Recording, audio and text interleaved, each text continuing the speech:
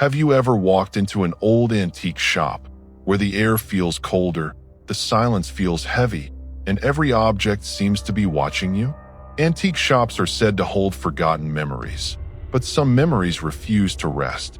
Today, we're uncovering eerie tales of cursed objects, relics that carry the remnants of something dark, something that should have been left buried in time. So, before you go on your next antique hunt, remember, not everything old is just a piece of history. Sometimes, it's a piece of horror that never truly died. It all began in a small town on the outskirts of Devonshire, a quiet countryside village in England known for its cobblestone streets and foggy mornings.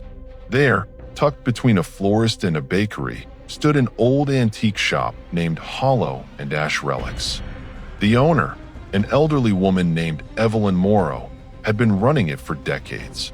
Locals said she was kind, but her shop carried a strange chill, as if time itself refused to move inside. One rainy afternoon, a young art historian named Clara Hensley stepped inside. She had recently moved from Manchester, hoping to collect vintage art pieces for a new exhibition on Victorian reflections. The moment she entered, the soft chime of the bell echoed unnaturally long, like it didn't want to stop. The shop smelled of old wood, candle wax, and something faintly metallic. Dust floated in the air like tiny spirits. Clara brushed her coat and began to look around. Porcelain dolls, broken clocks, faded photographs, and ornate furniture surrounded her. Then she saw it, a tall, gilded mirror standing against the back wall, partially covered by a dark velvet cloth. Its surface was clouded, but the frame was beautifully carved with twisting vines and unfamiliar symbols. It seemed to breathe, reflecting dim light in an unsettling way. Evelyn appeared from behind the counter, her eyes sharp yet distant. "Ah, you found the wraith mirror," she said softly. Clara frowned. "The what?" "The mirror was found in an abandoned estate in northern Wales," Evelyn explained. "They say the lady who owned it never left the reflection, even after death." Clara laughed nervously, assuming it was a sales gimmick, but something about the mirror pulled her closer. As she wiped a small patch of dust from the glass, her breath hitched. She thought she saw movement behind her reflection. It wasn't her. Later that evening, Clara brought the mirror home, setting it up in her living room. The moment she hung it on the wall, a faint whisper filled the air, so soft she thought it was the wind. But her windows were closed. That night, around 2:43 a.m., Clara woke up to the sound of light tapping. It came from the direction of the mirror. Half asleep, she assumed it was dripping water or a loose frame. But when she looked, she saw faint fingerprints from the inside. She stood frozen. The reflection of the room seemed slightly different. The shadows in the mirror were deeper, longer, and behind her own reflection stood a woman in a Victorian gown. Clara turned instantly. No one was there. Her reflection, however, didn't move. The next morning, she noticed her reflection lagging. Every time she turned her head, it took a split second longer for the reflection to follow. By the third day, she began to hear whispers every night, muffled voices murmuring her name. "Clara, Clara." She tried covering the mirror with a cloth, but the whispering didn't stop. It grew louder, more demanding. And then, one night, she saw something that made her heart nearly stop. Her reflection smiled, but she didn't. Panicking, Clara called Evelyn the next morning. But when she returned to the antique shop, it was closed. A handwritten note on the door read, "Closed due to unforeseen circumstances. Do not contact me about the mirror." When she got home, the mirror had changed. The frame had new carvings, tiny hands pressed into the gold edges, as if something was trying to crawl out. And in the center of the glass, the faint outline of her own terrified face appeared, screaming silently from inside the reflection. Days passed, and Clara tried to convince herself that what she saw was just stress. She was exhausted from late-night research and the move to a new town. Maybe her mind was playing tricks on her, or so she hoped. But the truth was far darker. On the morning of the fourth day, she noticed something unsettling. Her reflection no longer mirrored her perfectly. When she lifted her hand, her reflection hesitated, twitching before following.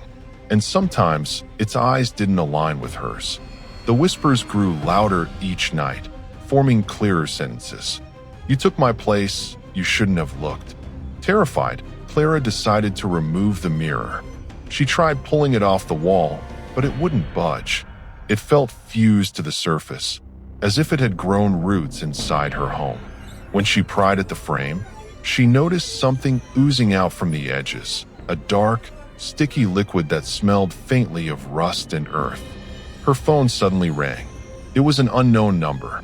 When she answered, a trembling voice spoke on the other end, a woman whispering, "Is this Clara Hensley?" "Yes," Clara replied, confused. The woman continued, "You bought the Wraith mirror, didn't you?" Clara's voice cracked.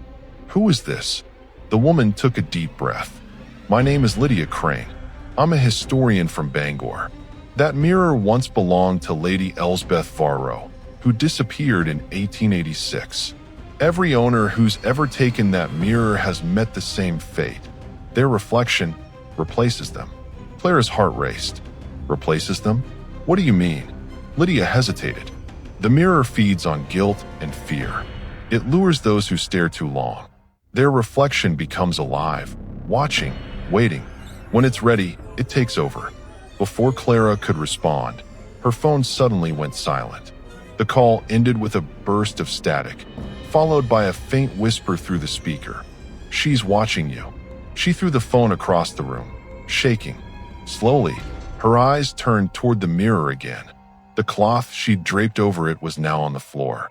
The reflection showed her living room, empty. But in her real room, she was standing right there. Then her reflection slowly stepped forward. Panicking, Clara ran to grab the hammer from her drawer and swung it at the mirror with all her strength. The glass cracked, but instead of shattering, it rippled like water. She staggered backward as her reflection moved independently, tilting its head and smiling that same lifeless grin she saw before. "Stop it," she screamed. The reflection mouthed something silently. "Your turn." A cold gust of air swept through the house, extinguishing every candle and light. Clara stumbled in the dark. The mirror glowed faintly, and a pale hand pushed out from the broken glass, reaching for her. She screamed as the reflection's hand gripped her wrist. Ice cold, firm, real. She struggled to pull away, but the hand dragged her closer. Her face touched the glass, and it pulled her inside. The next morning, her neighbor, Mr. Darren Tate, noticed Clara's door wide open. Concerned, he stepped inside. Everything was in perfect order, except for the mirror on the wall. It was spotless, not a single crack. And in the reflection, a woman was standing, her hand pressed against the glass, silently screaming. The police later ruled her disappearance as a missing persons case. The mirror was collected as evidence, but soon vanished from the storage facility. No one knew where it went, until 2 years later, when the same mirror reappeared at a small antique shop in Portsmouth. A new tag hung beneath it: Victorian gilded mirror, owner unknown. It had been nearly 2 years since Clara Hensley vanished. The case had long gone cold, fading into the background of unsolved disappearances. But the mirror, the Wraith mirror, had returned. Quietly, without warning. It now sat in the corner of another antique shop, this one in Portsmouth, owned by a middle-aged collector named Jonathan Renford. Jonathan was different from most shopkeepers. He was meticulous, calm, and had a deep fascination with energy and haunted objects. He believed that every antique carried a memory, and he prided himself on feeling their stories. One drizzly afternoon, while rearranging the back section of his store, Jonathan found the mirror wrapped in a sheet of old linen. There were no shipping details, no sender, no receipt, only a small note tucked under the frame. In faded ink, it read, "Do not uncover unless you are ready to see her." Jonathan chuckled. "A little drama to make a sale," he muttered, peeling the cloth away. The moment the mirror was revealed, the lights flickered. A gust of air swept through the shop, though no door had opened. The reflection inside shimmered unnaturally, as if something beneath the surface moved, waiting to be seen. Jonathan stared at his reflection and whispered, "Beautiful craftsmanship." But what he didn't notice was that his reflection didn't whisper back. Over the next few days, the shop grew colder. Customers mentioned strange sensations near the mirror, dizziness, whispers, the feeling of being watched. One woman claimed she saw someone else standing behind her reflection. Jonathan brushed it off as suggestion, the power of imagination. But one night, as he worked late doing inventory, he heard footsteps echo from the back room. Slow, deliberate, and wet, as if someone was walking barefoot across the wooden floor. He turned. "Hello? Who's there?" Silence. Then, from the corner of his eye, he saw something, a faint movement in the mirror. His reflection was no longer alone. Behind it stood a woman in a long black gown, her hair hanging like dark silk over her face. Jonathan froze. What the hell? The reflection of the woman slowly lifted her head. Her face was pale, hollow-eyed, her mouth stretching into a silent scream.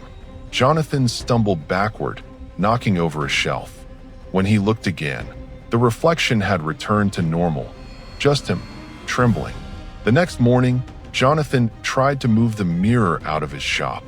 He and his assistant, Caleb, attempted to carry it, but it was impossibly heavy. "Feels like it's bolted to the ground," Caleb muttered. That's when they heard it, faint whispering. Both froze, staring at the mirror. The whispers turned into cries, then laughter. The sound wasn't coming from the shop. It was coming from inside the mirror. That night, Jonathan stayed late again, determined to film what was happening. He set up his camera, lights, and sat facing the mirror. Hours passed, nothing. Around 3:07 a.m., he began to doze off in his chair. That's when his reflection opened its eyes. Jonathan's body was still slumped, asleep. But in the mirror, his reflection was standing upright, staring directly at the camera. Slowly, it reached out, its hand pressing against the glass. Then the camera glitched, static, distortion, darkness. When the footage was later recovered, the final frame showed Jonathan's chair empty, the mirror spotless. The next morning, Caleb arrived and found the shop door wide open. Everything was untouched, except for one detail: Jonathan was gone. And in the mirror, Caleb swore he saw two figures, a man and a woman standing side by side, watching him. He called the police immediately, but by the time they arrived, the mirror was gone again. Only a faint outline remained where it once stood, and a single note on the counter that hadn't been there before. "She's never alone now."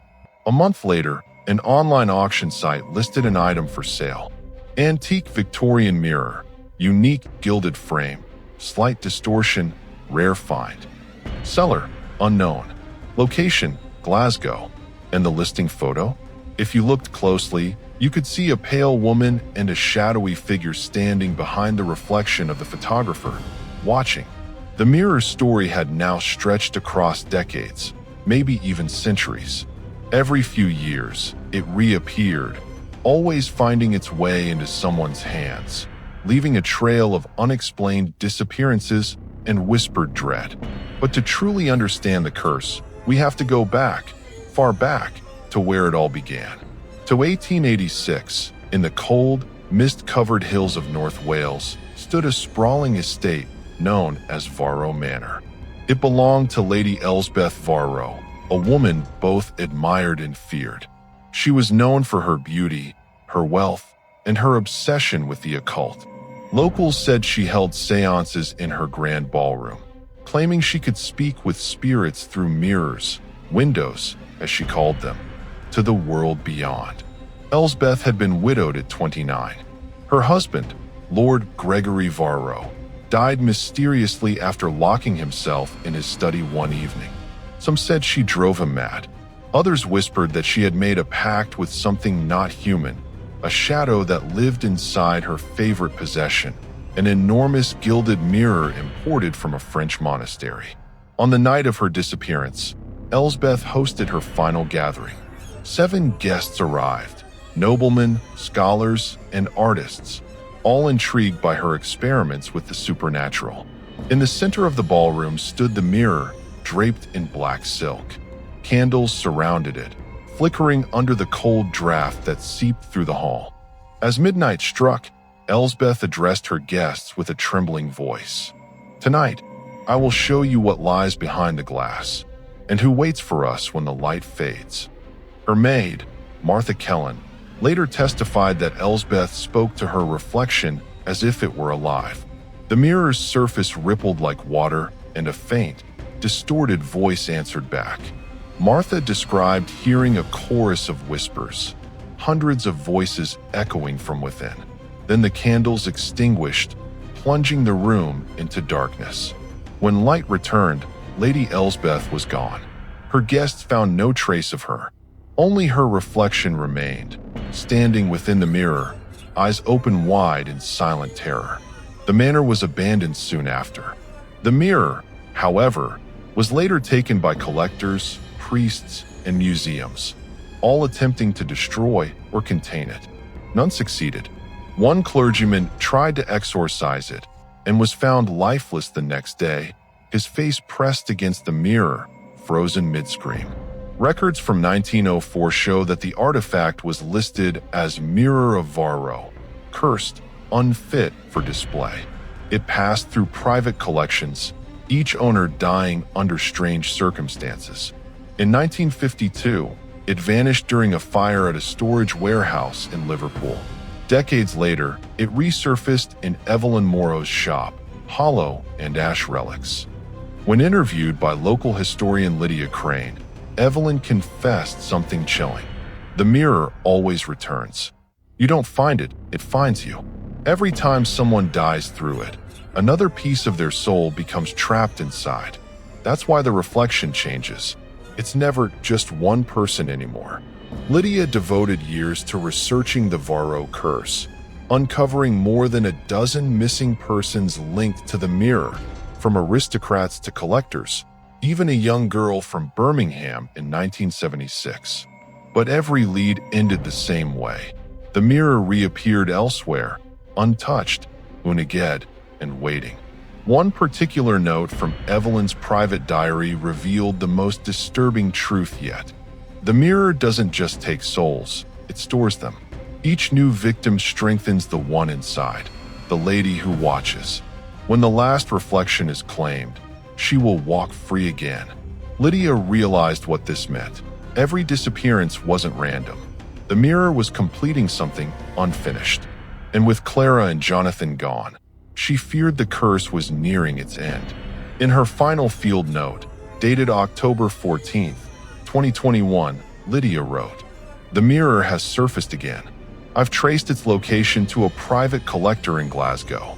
I will see it for myself, and if the legends are true, tonight will be my last entry." That was the last anyone heard from Lydia Crane. Weeks later, the same mirror appeared at an estate auction under a new label. Antique gilded mirror, 19th century, previous owner unknown. And this time, no one questioned its history. It was a cold evening in Glasgow, 2023. The rain fell in steady sheets, washing the empty streets under the pale glow of the lamps. Inside a large Victorian townhouse, filled with polished antiques and rare collectibles, a man named Edric Vale sat in his study, surrounded by relics from forgotten centuries. Edric wasn't a collector of history. He was a collector of the forbidden. He sought out items whispered about in legends, cursed paintings, haunted clocks, dolls that spoke in the dark.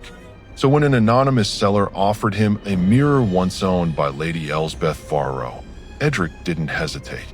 He had read about the myth, the mirror that swallowed souls, the artifact that defied destruction. He didn't believe it, he wanted to. To him, the supernatural wasn't to be feared, it was to be proven. The mirror arrived in a wooden crate, wrapped in black cloth. There was no sender's address, only a single tag tied to the handle. for the one who seeks to see beyond. Edric smirked. Then let me see. He uncovered the mirror, revealing its gold-etched frame, still perfect after more than a century. The glass gleamed darkly, as though it absorbed light instead of reflecting it. He stood before it, waiting. Nothing happened. He chuckled to himself. Another hoax. But as he turned away, he heard it, a faint sigh. Soft, feminine, close. He looked back. His reflection was gone. For the next few days, Edric couldn't shake the feeling of being watched. The house seemed colder, the shadows longer. When he passed by the mirror, his reflection lagged slightly behind, sometimes not appearing at all until he stopped. On the third night, as lightning cracked across the sky, Edric decided to film the phenomenon. He positioned his camera in front of the mirror and waited. Midnight struck. Nothing. Then, at exactly 12:07 a.m., his reflection blinked, though he hadn't. Slowly, the image began to distort. The face in the mirror wasn't his anymore. The jaw stretched. The eyes turned hollow. A woman's figure appeared behind it, draped in black lace. Lady Elsbeth Farrow herself. She stepped closer, her voice echoing like it came from inside his skull. You called to me, and now I see you. The reflection of Edric lifted its hand, pressing it against the glass. The surface rippled, and a faint mist seeped into the room. Edric stumbled back, clutching his chest as the air grew heavy and cold. The lights flickered violently, and his camera began to glitch. In the footage recovered later, the final few seconds showed something impossible. Edric's reflection smiling while his real body was seen falling to the floor. Then, the reflection reached forward and pulled itself out. The next morning, the neighbors called the police after hearing loud crashes and screams. When officers entered Edric's house, they found the mirrors still standing upright in the study. The room was untouched, no signs of a struggle. Edric Vale was gone, but the mirror's reflection showed a man standing inside.